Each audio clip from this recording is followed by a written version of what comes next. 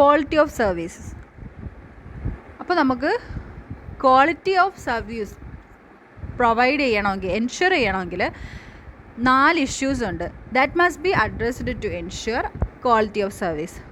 What applications need from the network, how to regulate the traffic that enters the network, how to reserve resources at routers to guarantee performance, whether the network can safely accept more traffic. Okay, these are the 4 issues that must be addressed to ensure quality of services. അപ്പോൾ quality of സർവീസസിൻ്റെ application requirements ആണ് ഇനി. A stream of packets from a source to destination is called a flow. ഒരു flow ഉണ്ടായിരിക്കണം. That is source to destination. There will be a stream of packets, and in a connection oriented network all the packets belong to a flow along the same route. Connection oriented network ആണെങ്കിൽ നമ്മൾ connection നേരത്തെ establish ചെയ്ത് കൊടുക്കും. അപ്പോൾ ആ same റൂട്ടിലായിരിക്കും നമ്മുടെ packets flow ചെയ്യുന്നത്. Connection less ആണെങ്കിൽ different റൂട്ടായിരിക്കും. The needs of each flow can be characterized by 4 primary parameters. 4 പാരാമീറ്റേഴ്സിൻ്റെ ബേസിസിലാണ് ഓരോ ഫ്ലോയും നമ്മൾ ക്യാരക്ടറൈസ് ചെയ്യുന്നത്. That is reliability, delay, jitter and bandwidth. Together these determine the QoS. ഇത് 4ഉം കൂടെ ചേർത്താണ് നമ്മൾ QoS ഡിറ്റർമിൻ ചെയ്യുന്നത്. The variation or the standard deviation in the delay or packet arrival times is called jitter. ആ ഒരു വേരിയേഷനാണ് നമ്മൾ jitter എന്ന് പറയുന്നത്. ഓക്കെ, ഓരോ ആപ്ലിക്കേഷനിലും എങ്ങനെയാണ് നമ്മുടെ ക്വാളിറ്റി ഓഫ് സർവീസ് റിക്വയർമെൻറ്റ് എന്നുള്ളതാണ് ഈ ബോക്സിൽ കൊടുത്തിരിക്കുന്നത്. ഇമെയിലാണെങ്കിൽ റിലയബിലിറ്റി ഹൈ ആയിരിക്കണം, ഡിലേ ലോ ആയിരിക്കണം, അതുപോലെ ജിറ്റർ ലോ ആയിരിക്കണം, ബാൻഡ്വിഡ്ത്ത് ലോ ആയിരിക്കണം. നമ്മൾ ഇഷ്യൂസിൻ്റെ കേസിൽ പറഞ്ഞിട്ടുണ്ടായിരുന്നു നെറ്റ്വർക്കിൽ നിന്ന് നമുക്ക്, അതായത് 4 ഇഷ്യൂസ് പറഞ്ഞിട്ടുണ്ടായിരിക്കും. അതിൽ ആദ്യത്തെ നമുക്ക് നെറ്റ്വർക്കിൽ നിന്ന് എന്ത് ആപ്ലിക്കേഷനാണ് വേണ്ടത്. ഇനി അടുത്തത് നമ്മൾ ട്രാഫിക് എങ്ങനെ റെഗുലേറ്റ് ചെയ്യും, ആ നെറ്റ്വർക്കിലോട്ട് എൻ്റർ ചെയ്യുമ്പോഴത്തേക്കും ട്രാഫിക് എങ്ങനെ റെഗുലേറ്റ് ചെയ്യും. ആൻഡ് നെക്സ്റ്റ് വൺ എന്തായിരുന്നു, how to reserve resources at routers to guarantee performance. നമുക്ക് പെർഫോമൻസ് ഗ്യാരണ്ടി ചെയ്യാനായിട്ട് നമ്മുടെ റൗട്ടേഴ്സിൽ എങ്ങനെ റിസോഴ്സസ് റിസർവ് ചെയ്യും. ആൻഡ് ഇനി അടുത്തതെന്ന് പറഞ്ഞാൽ ഇപ്പോൾ ഉള്ള ട്രാഫിക്കിനേക്കാളും പുതിയതായിട്ട് കുറച്ചുകൂടെ ട്രാഫിക് വന്നാൽ നമ്മുടെ നെറ്റ്വർക്ക് എങ്ങനെ അത് അക്സെപ്റ്റ് ചെയ്യും, എത്ര സേഫായിട്ട് അത് അക്സെപ്റ്റ് ചെയ്യും. ഇതൊക്കെയാണ് ക്വാളിറ്റി ഓഫ് സർവീസിൻ്റെ 4 ഇഷ്യൂസ് ആയിട്ട് നമ്മൾ പറഞ്ഞത്. അപ്പോൾ ഇമെയിൽ ആപ്ലിക്കേഷനിലാണെങ്കിൽ നമ്മൾ റിലയബിലിറ്റി ഹൈ ആയിരിക്കണം, ഡിലേ ലോ ആയിരിക്കണം, ജിറ്റർ ലോ ആയിരിക്കണം, ബാൻഡ്വിഡ്ത്തും ലോ ആയിരിക്കണം. Okay, then we can ensure what quality of service. അതുപോലെ ഫയൽ ട്രാൻസ്ഫർ ആപ്ലിക്കേഷനിലാണെങ്കിൽ റിലയബിലിറ്റി ഹൈ ആയിരിക്കണം, സെയിം, ഡിലേ ലോ ആയിരിക്കണം, ജിറ്റർ ലോ ആയിരിക്കണം, പക്ഷേ ബാൻഡ്വിഡ്ത്ത് മീഡിയം ആയിരിക്കണം. അങ്ങനെ ഓരോ ആപ്ലിക്കേഷനും ഓരോ റിലയബിലിറ്റി ചിലപ്പോൾ ചിലതിന് ഹൈ ആയിരിക്കണം, ചിലതിന് ഡിലേ ഹൈ ആയിരിക്കണം, അല്ലെങ്കിൽ ചിലതിന് ലോ ആയിരിക്കണം, ജിറ്റർ ചിലതിന് ലോ ആയിരിക്കും, ചിലതിന് ഹൈ ആയിരിക്കും, ബാൻഡ്വിഡ്ത്ത് ചിലതിന് ലോ, മീഡിയം, ഹൈ, ഇങ്ങനെ വേരി ചെയ്തുകൊണ്ടിരിക്കും. അപ്പോൾ ഓരോ ആപ്ലിക്കേഷനും ഓരോ ക്വാളിറ്റി ഓഫ് സർവീസാണ്, quality of service requirements ആണ്. Okay, these are the example of what different applications and their requirements of quality of services. Techniques for achieving good quality of service. These are the techniques: over provisioning, buffering, traffic shaping, packet scheduling. First one is over provisioning. This is an easy solution to provide so much router capacity, buffer space and bandwidth that the packets just fly through easily. അപ്പോൾ ഇതാണ് നമ്മുടെ ഏറ്റവും easy ആയിട്ടുള്ള solution. നമ്മുടെ router capacity provide ചെയ്യാനും buffer space provide ചെയ്യാനും bandwidth ഒക്കെ provide ചെയ്യാനുള്ള ഈസി സൊല്യൂഷനാണ് ഈ ഓവർ പ്രൊവിഷനിങ് എന്ന് പറയുന്നത്. ആൻഡ് അങ്ങനെ നമ്മൾ ഇതെല്ലാം, അതായത് റൗട്ടർ കപ്പാസിറ്റിയും ബഫർ സ്പേസും ബാൻഡ്വിഡ്ത്ത് ഒക്കെ പ്രൊവൈഡ് ചെയ്ത് കഴിഞ്ഞാൽ എന്ത് ചെയ്യും, പാക്കറ്റ്സിന് ഈസി ആയിട്ട് നമുക്ക് നമ്മുടെ ഫ്ലോ, അതായത് നമ്മുടെ നെറ്റ്വർക്കിലൂടെ ഫ്ലോ ചെയ്യാൻ പറ്റും. And the trouble with this solution is that it is expensive. ഇത് എന്ന് പറയുന്നത്, ഇതിൻ്റെ അകത്ത് ട്രബിൾ എന്ന് പറയുന്നത് എന്താണ്, ഈ സൊല്യൂഷൻ എന്ന് പറയുന്നത് എക്സ്പെൻസീവ് ആയിട്ടുള്ളൊരു സൊല്യൂഷനാണ്. As time goes on and designers have a better idea of how much is enough, this technique may even become practical. അപ്പോൾ ഇനിയിപ്പോൾ ഫ്യൂച്ചറിലൊക്കെ നമുക്ക് ഈ ടെക്നിക്ക് കുറച്ചും കൂടെ പ്രാക്ടിക്കലാക്കാൻ പറ്റും. Next is buffering. Flows can be buffered on the receiving side before being delivered. അപ്പോൾ എന്ത് ചെയ്യണം, നമ്മുടെ ഫ്ലോ അതായത് ഡെലിവർ ചെയ്യുന്നതിന് മുൻപ് ഈ ഫ്ലോസ് നമ്മുടെ റിസീവിങ് സൈഡിൽ ബഫർ ചെയ്യണം. Flows can be buffered on the receiving side before being delivered and buffering them does not affect the reliability or bandwidth and increases the delay but it smooths out the jitter. അപ്പോൾ ഇങ്ങനെ buffer ചെയ്യുന്നത് കൊണ്ട്, അതായത് ഈ ഫ്ലോസിനെ buffer ചെയ്യുന്നത് കൊണ്ട് റിലയബിലിറ്റിക്കും ബാൻഡ്വിഡ്ത്തിനും change ഒന്നും ഉണ്ടാകത്തില്ല, പക്ഷേ ഡിലേ കൂടും. ഓക്കെ, കുറേ നേരം ബഫർ ചെയ്ത് വെക്കുമ്പോഴത്തേക്കും നോർമലി ആ നെറ്റ്വർക്കിൽ ഡിലേ ഉണ്ടാവും. ആൻഡ് പക്ഷേ ഇതെന്ത് ചെയ്യും, ജിറ്ററിനെ സ്മൂത്ത് ചെയ്യും, അതായത് ജിറ്റർ കുറച്ചും കൂടെ എഫക്റ്റീവ് ആയിരിക്കും. അങ്ങനെ വരുമ്പോഴത്തേക്കും for audio and video on demand jitter is the main problem. So this technique helps a lot. അപ്പോൾ ഈ ബഫറിംഗ് എന്ന് പറയുന്നത് നമ്മൾ ഓഡിയോയുടെയും വീഡിയോയുടെയൊക്കെ കേസിലാണെങ്കിൽ നമുക്ക് യൂസ്ഫുൾ ആയിരിക്കും. അതായത് ഓഡിയോയുടെയും വീഡിയോയുടെയും കേസിൽ ജിറ്റർ ഒരു പ്രശ്നമാണ്. സോ നമ്മൾ ഈ ജിറ്ററിനെ ബഫറിങ് വഴി സ്മൂത്ത് ചെയ്ത് കഴിഞ്ഞാൽ നമുക്ക് ഈ ടെക്നിക്ക്, അതായത് ബഫറിംഗ് എന്ന് പറയുന്ന ടെക്നിക്ക് എഫക്റ്റീവായിട്ട് യൂസ് ചെയ്യാൻ പറ്റും. അപ്പോൾ എങ്ങനെയാണ് നമ്മുടെ ഔട്ട്പുട്ട് സ്ട്രീമിനെ സ്മൂത്ത് ചെയ്ത് പാക്കറ്റ്സിനെ ബഫർ ചെയ്യുന്നത് കൊണ്ട് ബഫർ ചെയ്യുന്നത് കൊണ്ട് ജിറ്റർ സ്മൂത്ത് ചെയ്യുന്നതെന്നുള്ളതാണ് ഫിഗറിൽ കൊടുത്തിരിക്കുന്നത്. Next is traffic shaping. One of the main causes of congestion is that traffic is often busty. ഏറ്റവും വലിയ, അതായത് നമ്മുടെ നെറ്റ്വർക്കിൽ കൺജഷൻ്റെ ഏറ്റവും വലിയ കോസാണ് എന്ത്, ട്രാഫിക്. ഓക്കെ, ഹൈ ട്രാഫിക് ആണെങ്കിൽ അവിടെ എന്തായാലും കൺജഷൻ ഒക്കെ ആവും അല്ലേ. So traffic shaping is about regulating the average rate and burstiness of data transmission. അപ്പോൾ നമ്മുടെ ഡാറ്റ ട്രാൻസ്മിഷൻ്റെ റേറ്റ് റെഗുലേറ്റ് ചെയ്യുന്നതാണ് ഈ ട്രാഫിക് ഷേപ്പിങ്ങിൽ പറയുന്നത്. Monitoring a traffic flow is called traffic policing. അതായത് നമ്മുടെ ട്രാഫിക് ഫ്ലോയെ മോണിറ്റർ ചെയ്യുന്ന പ്രോസസ്സിനെയാണ് നമ്മൾ ട്രാഫിക് പോളിസിംഗ് എന്ന് പറയുന്നത്. And agreeing to a traffic shape and policing it afterward are easier with virtual circuit subnets than with datagram subnets. അപ്പോൾ ഈ traffic ഷേപ്പിങ്ങും പോളിസിങ്ങും ഒക്കെ virtual circuit സബ്നെറ്റിൻ്റെ കാര്യത്തിലാണെങ്കിൽ നമുക്ക് ഈസി ആയിട്ട് ഇംപ്ലിമെൻറ്റ് ചെയ്യാൻ പറ്റും. പക്ഷേ ഡാറ്റാഗ്രാം സബ്നെറ്റ്സിൽ അത്ര ഈസി ആയിട്ട് നമുക്ക് ഇംപ്ലിമെൻറ്റ് ചെയ്യാൻ പറ്റത്തില്ല. അപ്പോൾ when a connection is set up, the user and the subnet, that is the customer and the carrier, agree on a certain traffic pattern, that is shape, for that circuit. Sometimes this is called a service level agreement. അപ്പോൾ നമ്മൾ കണക്ഷനൊക്കെ setup ചെയ്യുന്ന സമയത്ത് ഈ യൂസറും subnet, അതായത് കസ്റ്റമറും നമ്മുടെ ഈ കാരിയറും എന്ത് ചെയ്യണം, ഇത്ര ട്രാഫിക്, അതായത് ഒരു സെർട്ടൻ ട്രാഫിക് പാറ്റേൺ എഗ്രി ചെയ്യണം. ഇത്ര ട്രാഫിക്കിലൂടെ ആയിരിക്കും നമ്മുടെ പാക്കറ്റ് സെൻഡ് ചെയ്യുന്നത്, നമ്മുടെ ഡാറ്റ ട്രാൻസ്ഫർ ചെയ്യുന്നതെന്നുള്ളത് എഗ്രി ചെയ്ത് തരണം. ഓക്കെ, അതിനെ നമ്മൾ എന്തെന്നും പറയും, സർവീസ് ലെവൽ എഗ്രിമെൻ്റ് എന്നും പറയും. ജസ്റ്റ് ഒരു എഗ്രിമെൻ്റ് അല്ലേ. ഇപ്പോൾ ഇത്ര ലെവൽ ട്രാഫിക്കിലായിരിക്കും പോകുന്നത്, ഇത്ര സെർട്ടൻ ട്രാഫിക് പാറ്റേണിലായിരിക്കും നമ്മുടെ ഡാറ്റ സെൻഡ് ചെയ്യുന്നത് എന്നുള്ളത് നമ്മുടെ യൂസറും സബ്നെറ്റും എഗ്രി ചെയ്ത് തരണം. And this is called what, traffic shaping, and sometimes it is called service level agreement.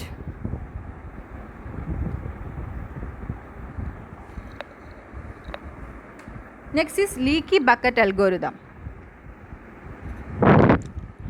Imagine a bucket with a small hole in the bottom as illustrated in figure 4.4a. No matter the rate at which water enters the bucket, the outflow is at a constant rate when there is any water in the bucket and zero when the bucket is empty. Also, once the bucket is full, any additional water entering it spills over the sides and is lost. In practice, the bucket is a finite queue that outputs at a finite rate. അപ്പോൾ just imagine, ഇപ്പോൾ നമുക്കൊരു small hole, അതായത് അടിയിലൊരു ഹോളുള്ളൊരു bucket just നിങ്ങൾ consider ചെയ്യുക. Just ഈ ഫിഗറിൽ തന്നിരിക്കുന്ന പോലെ ഒരു bucket. Okay, there is a small hole. അപ്പോൾ എത്ര റേറ്റിലാണ് അതിൻ്റെ അകത്ത് വാട്ടർ എൻ്റർ, അതായത് ആ ബക്കറ്റിൽ എത്ര റേറ്റിലാണ് വാട്ടർ എൻ്റർ ആവുന്നതെന്നുള്ളതിൽ കാര്യമില്ല. പക്ഷേ ഔട്ട്ഫ്ലോ എന്ന് പറയുന്നത്, അതിൽ നിന്ന് പുറത്തേക്ക് പോകുന്ന വാട്ടർ എന്ന് പറയുന്നത് it will be at A constant റേറ്റിലായിരിക്കും. അപ്പോൾ ഈ ബക്കറ്റിൽ വെള്ളം ഉണ്ടെങ്കിലും ഇല്ലെങ്കിലും ആ ഒരു കോൺസ്റ്റൻറ്റ് റേറ്റിലായിരിക്കും നമ്മുടെ ഔട്ട്ഫ്ലോ എന്ന് പറയുന്നത്. അപ്പോൾ ബക്കറ്റ് ഫുള്ളാണെങ്കിൽ എന്ത് സംഭവിക്കും, അഡീഷണലി ഈ വീഴുന്ന വാട്ടർ എന്ത് ചെയ്യും, പുറത്തെ സൈഡ്സിലൊക്കെ പോയി നമുക്ക് എന്താണ് വാട്ടർ ലോസ്റ്റ് ആവും. അപ്പോൾ നമ്മുടെ നമ്മുടെ നെറ്റ്വർക്കിൻ്റെ കൺസെപ്റ്റിൽ പറയുവാണെങ്കിൽ ബക്കറ്റ് എന്ന് പറയുമ്പോൾ ഒരു finite queue that outputs at a finite rate. ഈ ബക്കറ്റ് എന്ന് പറയുന്നത് എന്തിനെ ഡിനോട്ട് ചെയ്യുന്നു? ഒരു ഫൈനൈറ്റ് ക്യൂവിനെ. എന്നിട്ട് ഔട്ട്പുട്ട്സ് അറ്റ് എ കോൺസ്റ്റൻറ്റ് റേറ്റ്, അല്ലെങ്കിൽ ഒരു ഫൈനൈറ്റ് റേറ്റിലായിരിക്കും ഇതിൻ്റെ ഔട്ട്പുട്ട് എന്ന് പറയുന്നത്. Okay, there is a host computer and packets. Okay, interface containing a leaky bucket denote ചെയ്തിരിക്കുന്നത് കണ്ടോ? അപ്പോൾ ഹോസ്റ്റ് കമ്പ്യൂട്ടറിൽ നിന്ന് നമ്മളെ പാക്കറ്റ് അൺറെഗുലേറ്റഡ് ഫ്ലോയിൽ പാക്കറ്റ് വരും. പക്ഷേ ആ ബക്കറ്റിൽ ആ ഒരു ലീക്കി ബക്കറ്റിലൂടെ പാസ് ചെയ്ത് പോകുമ്പോഴത്തേക്ക് ആ ഒരു ഫ്ലോ റെഗുലേറ്റഡ് ആയത് കണ്ടോ? ഫൈനൈറ്റ് റേറ്റിൽ മാത്രമായിരിക്കും ആ ഫ്ലോ പൊയ്ക്കൊണ്ടിരിക്കുന്നത്. അതാണ് നമ്മുടെ നെറ്റ്വർക്കിൻ്റെ കോൺസെപ്റ്റിൽ പറഞ്ഞിരിക്കുന്നത്. ഓക്കെ, ഈ ഫിഗർ നോക്കിയേ. Here we assume that the network has committed a bandwidth of 3 Mbps for a host. അപ്പോൾ ഒരു ഹോസ്റ്റിന് ഒരു നെറ്റ്വർക്ക് അതായത് 3 Mbps ബാൻഡ് വിത്ത് എന്ന് പറഞ്ഞ് കമ്മിറ്റ് ചെയ്ത് കൊടുത്തിട്ടുണ്ട്. Okay, and the use of the leaky bucket shape the input traffic to make it conform to this commitment. അപ്പോൾ നമുക്ക് 3 Mbps എന്ന് പറയുന്ന ഈ ഒരു കമ്മിറ്റ്മെൻറ്റിനെ നമുക്ക് നമ്മുടെ ലീക്കി ബക്കറ്റ് വെച്ചിട്ട് ഷേപ്പ് ചെയ്തെടുക്കാൻ പറ്റും. അപ്പോൾ നമ്മുടെ ഫിഗറിൽ നോക്കിക്കഴിഞ്ഞാൽ ഹോസ്റ്റ് ഒരു ബേസ്റ്റ് ഓഫ് ഡേറ്റ ആയിരിക്കും സെൻഡ് ചെയ്യുന്നത്. 12 Mbps ഫോർ 2 സെക്കൻഡ് എന്ന് പറഞ്ഞ് 24 bits ഓഫ് ഡേറ്റ ആയിരിക്കും ടോട്ടലായിട്ട് സെൻഡ് ചെയ്യുന്നത്. And the host will be silent for 5 second and then sends data at a rate of 2 Mbps for 3 seconds. അപ്പോൾ host ഇടയ്ക്ക് വെച്ച് സൈലൻ്റ് ആയിട്ട് എന്ത് ചെയ്യും? വീണ്ടും ഡേറ്റ ആ ഒരു റേറ്റിൽ 2 Mbps 3 സെക്കൻഡിന് 2 Mbps എന്നുള്ള റേറ്റിൽ total of 6 Mbits of data എന്നുള്ള രീതിയിലായിരിക്കും സെൻഡ് ചെയ്യുന്നത്. അപ്പോൾ മൊത്തത്തിൽ നോക്കിയാൽ host 30 Mbits of data in 10 seconds will be send. Okay, നമുക്ക് ഇതിനെ ലീക്കി ബക്കറ്റ് വെച്ചിട്ട് ഇതിൻ്റെ ഒരു ട്രാഫിക്കിനെ സ്മൂത്ത് ചെയ്യാൻ പറ്റും. എങ്ങനെയെന്ന് വെച്ചാൽ അങ്ങനെ ഒരു ലീക്കി ബക്കറ്റ് യൂസ് ചെയ്യുമ്പോഴത്തേക്കും നമുക്കൊരു ഫിക്സഡ് ഫ്ലോ ആയിട്ട് കിട്ടും. ആ ഫിക്സഡ് ഫ്ലോ എങ്ങനെയായിരിക്കും? നമ്മുടെ കമ്മിറ്റ്മെൻറ്റിന് സെയിം ആയിരിക്കും. അതായത് 3 Mbps during the same 10 seconds നമുക്ക് ആ ഒരു കമ്മിറ്റ്മെൻറ്റിൻ്റെ ആ ഒരു റേഞ്ചിൽ നമുക്ക് സെൻഡ് ചെയ്യാൻ പറ്റും. This is the use of leaky bucket algorithm.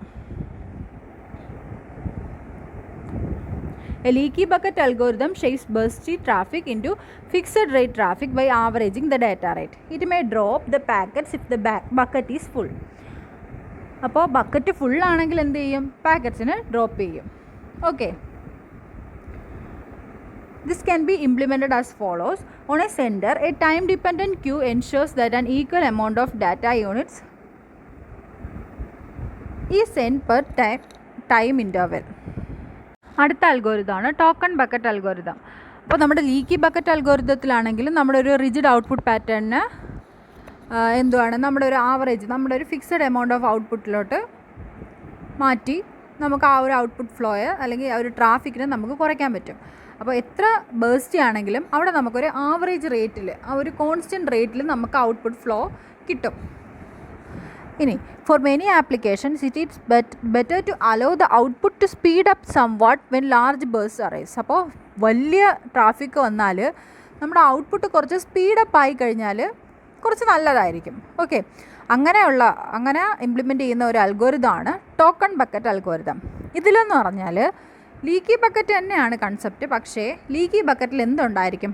Tokens ഉണ്ടായിരിക്കും. ഈ tokens which is generated by a clock at the rate of 1 token every t second. ഇതെങ്ങനെയാണ് ജനറേറ്റ് ചെയ്യുന്നത്? അതായത് ക്ലോക്ക് ആയിരിക്കും ജനറേറ്റ് ചെയ്യുന്നത് in a rate of 1 token. ഓരോ t സെക്കൻഡിലും ഓരോ ടോക്കൺ വെച്ച് ജനറേറ്റ് ആവും. അപ്പോൾ figure 4.5a there is a bucket. ആ ബക്കറ്റിൽ 3 ടോക്കൺ ഉണ്ട്. പക്ഷേ നമുക്കിനി പോകാൻ 5 പാക്കറ്റ് ട്രാൻസ്മിറ്റ് ചെയ്യാനായിട്ട് വെയിറ്റ് ചെയ്യുന്നുണ്ട്. ഓക്കെ, അപ്പോൾ ഓരോ പാക്കറ്റിനും ട്രാൻസ്മിറ്റ് ചെയ്യണമെങ്കിൽ എന്ത് ചെയ്യണം? It must capture and destroy 1 token. ഓരോ ടോക്കണേയും ക്യാപ്ചർ ചെയ്ത് ഡിസ്ട്രോയ് ചെയ്യണം. അപ്പോൾ 4.5b നോക്കിയേ, 3 of the 5 packets have gotten through, but the other 2 are stuck waiting for 2 more tokens to be generated. അപ്പോൾ നമ്മുടെ കയ്യിൽ 3 ടോക്കൺസ് ഉണ്ട്. അപ്പോൾ ആ 3 ടോക്കൺസ് വെച്ചിട്ട് 3 പാക്കറ്റ്സ് ട്രാൻസ്മിറ്റ് ആയി. ബാക്കി 2 പാക്കറ്റ്സ് വെയിറ്റിംഗ് ആണ്. എന്തിനാണ്? ടോക്കൺ ജനറേറ്റ് ആവാൻ വെയിറ്റിംഗ് ആണ്. ഇതാണ് ടോക്കൺ ബക്കറ്റ് അൽഗോരിതം. നമ്മൾ വേറൊന്നിനുമല്ല, നമുക്ക് ആ ഔട്ട്പുട്ട് സ്പീഡപ്പ് ചെയ്യാൻ വേണ്ടി, അതായത് വലിയ ട്രാഫിക് വരുമ്പോഴത്തേക്കും അതിന് സ്പീഡപ്പ് ചെയ്യാൻ വേണ്ടിയിട്ടാണ്, ഔട്ട്പുട്ടിനെ സ്പീഡപ്പ് ചെയ്യാൻ വേണ്ടിയിട്ടാണ് ടോക്കൺ ബക്കറ്റ് അൽഗോരിതം യൂസ് ചെയ്യുന്നത്. Next is packet scheduling. Packets from different flows arrive at a switch or router for processing. അപ്പോൾ നമ്മുടെ കയ്യിൽ നമുക്ക് കണക്ഷന് വേണ്ടിയിട്ട് എന്തുണ്ടായിരിക്കും? സ്വിച്ച് അല്ലെങ്കിൽ റൗട്ടർ ഉണ്ടായിരിക്കും. അപ്പോൾ പാക്കറ്റ്സ് ഡിഫറെൻറ്റ് ഫ്ലോയിൽ നിന്ന് നമ്മുടെ പാക്കറ്റ്സ് എവിടെ എത്തും? സ്വിച്ചിൽ അല്ലെങ്കിൽ റൗട്ടറിൽ എത്തും for processing. And a good scheduling technique treats the different flows in a fair and appropriate manner. അപ്പോൾ ഒരു ഗുഡ് പാക്കറ്റ് ഷെഡ്യൂളിംഗ് ടെക്നിക്ക് ഉണ്ടെങ്കിൽ ഇതെന്ത് ചെയ്യും? എങ്ങനെയുള്ള ഫ്ലോ, എവിടെ നിന്നൊക്കെ ഫ്ലോ വന്നാലും അത് കറക്റ്റായിട്ട് എങ്ങനെ ട്രീറ്റ് ചെയ്യും, അതായത് കറക്റ്റായിട്ട് different flows in a fair and appropriate manner, correct മാനറിൽ അതിനെ ട്രീറ്റ് ചെയ്യും എന്നാണ്. And several scheduling techniques are design to improve the quality of service. അപ്പോൾ കുറച്ച് ഷെഡ്യൂളിംഗ് ടെക്നിക്സ് ഉണ്ട്, അതായത് ക്വാളിറ്റി ഓഫ് സർവീസിനെ ഇമ്പ്രൂവ് ചെയ്യാനായിട്ട് ഷെഡ്യൂളിംഗ് ടെക്നിക്സ് ഡിസൈൻ ചെയ്തിട്ടുണ്ട്. അതിൽ 3 എണ്ണം ഉണ്ട്, അതായത് FIFO queuing, priority queuing, weighted fair queuing. FIFO queuing എന്ന് പറയുമ്പോഴത്തേക്കും it will be in first out മാനറിലായിരിക്കും. Packet weights in a buffer, ഒരു ബഫറിൽ അതായത് ക്യൂയിൽ വെയിറ്റ് ചെയ്യും until the node or that is router or switch is ready to process them. അപ്പോൾ നമ്മുടെ റൗട്ടർ അല്ലെങ്കിൽ സ്വിച്ച് അതിനെ പ്രോസസ്സ് ചെയ്യാൻ റെഡി ആവുന്നത് വരെ അത് എവിടെ ഇരിക്കും? നമ്മുടെ ക്യൂയിൽ വെയിറ്റ് ചെയ്തിരിക്കും. If the average arrival rate is higher than the average processing rate, the queue will fill up and new packets will be discarded. ഇപ്പോൾ നമ്മുടെ ആവറേജ് അറൈവൽ റേറ്റ് എന്ന് പറയുന്നത് നമ്മുടെ ആവറേജ് പ്രോസസ്സിംഗ് റേറ്റിനേക്കാളും ഹയർ ആണെങ്കിൽ എന്ത് ചെയ്യും? ക്യൂ ഫില്ലപ്പ് ആവും, എന്നിട്ട് പുതിയ പാക്കറ്റ്സിന് ഡിസ്കാർഡ് ചെയ്യും. അതാണ് ഫിഫോ ക്യൂയിങ് എന്ന് പറയുന്നത്. ഫുൾ ആണെങ്കിൽ പുതിയ പാക്കറ്റ്സിന് ഡിസ്കാർഡ് ചെയ്യും. അടുത്തത് പ്രയോറിറ്റി ക്യൂയിങ്. പ്രയോറിറ്റി ക്യൂയിങ് എന്ന് പറയുമ്പോൾ packets are first assign to the priority class. ഒരു പ്രയോറിറ്റി ക്ലാസ്സിന് അസൈൻ ചെയ്ത് കൊടുക്കും. അപ്പോൾ ഓരോ പ്രയോറിറ്റി ക്ലാസ്സിനും അതിൻ്റേതായിട്ടുള്ള ക്യൂ ഉണ്ടാവും. അപ്പോൾ ഹയസ്റ്റ് പ്രയോറിറ്റി ക്യൂവിലുള്ള പാക്കറ്റ്സിന് നമ്മൾ ആദ്യം പ്രോസസ്സ് ചെയ്യും, ലോവസ്റ്റ് പ്രയോറിറ്റി ക്യൂവിലുള്ള പാക്കറ്റ്സിന് ലാസ്റ്റ് പ്രോസസ്സ് ചെയ്യും. And note that the system does not stop serving a queue until it is empty. അപ്പോൾ ഓരോ ക്യൂവും, അതായത് ഇപ്പോൾ പ്രയോറിറ്റി കൂടിയ ക്യൂ തീരുന്നത് വരെയും അത് പ്രോസസ്സ് ചെയ്യും, അതായത് എംപ്റ്റി ആവുന്നത് വരെയും അതിനെ പ്രോസസ്സ് ചെയ്യും. എന്നിട്ടേ നമ്മൾ ലോവസ്റ്റ് പ്രയോറിറ്റി ക്യൂവിന് എടുക്കത്തുള്ളൂ. അതാണ് priority scheduling. Next is weighted fair queuing. A better scheduling method is weighted fair queuing. In this technique, the packets are still assigned to different classes and admitted to different queues. ഇവിടെ എന്ന് പറഞ്ഞാൽ പാക്കറ്റ്സിനെ നമ്മൾ different ക്ലാസ്സസിലായിരിക്കും assign ചെയ്ത് കൊടുക്കുന്നത്. And is admitted to different queues. ഇതിനെ different ക്ലാസ്സസിലായതുകൊണ്ട് തന്നെ it will be assign to or admitted to different queues. Different ആയിട്ടുള്ള ക്യൂസിലായിരിക്കും ഇത് അഡ്മിറ്റ് ചെയ്ത് കൊടുക്കുന്നത് ഈ പാക്കറ്റ്സിനെ. And the queues however are weighted based on the priority of the queues. അപ്പോൾ ഈ ക്യൂസിനെ എങ്ങനെയാണ് വെയിറ്റ് ചെയ്യുന്നത്? These are weighted based on the priority. ആ ക്യൂവിൻ്റെ പ്രയോറിറ്റി അനുസരിച്ചായിരിക്കും വെയിറ്റ് ചെയ്ത് കൊടുക്കുന്നത്. Okay. And higher priority means higher weight. Higher priority എന്ന് പറയുമ്പോഴത്തേക്കും ഹയർ വെയിറ്റ്. അപ്പോൾ ഹയർ വെയിറ്റ് ഉള്ളതിൽ ഹയർ പ്രയോറിറ്റി ഉണ്ടായിരിക്കും. And the system processes packets in each queue in a round robin fashion. Round robin ഫാഷനിലായിരിക്കും നമ്മുടെ ഓരോ ക്യൂയിലെയും പാക്കറ്റ്സിനെ നമ്മുടെ സിസ്റ്റം പ്രോസസ്സ് ചെയ്യുന്നത് with the number of packet selected from each queue based on the corresponding weight. അപ്പോൾ ഓരോ ക്യൂയിൽ നിന്നും സെലക്ട് ചെയ്യുന്ന നമ്പർ ഓഫ് പാക്കറ്റ്സ് എന്ന് പറയുന്നത് ആ വെയ്റ്റിൻ്റെ ബേസിസിലായിരിക്കും. അതാണ് വെയ്റ്റഡ് ഫെയർ ക്യൂയിങ് എന്ന് പറയുന്നത്.